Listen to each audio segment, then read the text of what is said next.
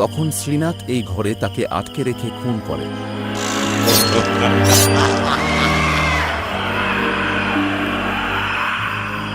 হঠাৎ বিজয় অনুভব করল ঘরটা খুব ঠান্ডা হয়ে গেছে, ঘাড়ের উপর কার যেন ঠান্ডা নিঃশ্বাস করছে।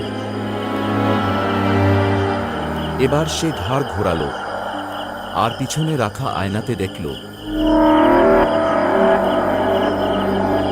তার পাশে দাঁড়িয়ে রয়েছে একটা কালো ভয়ঙ্কর মূর্তি।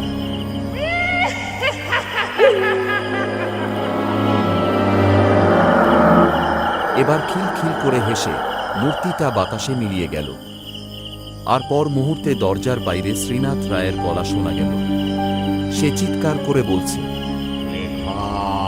তুমি যা জেনেছ বাইরে প্রকাশ করো না।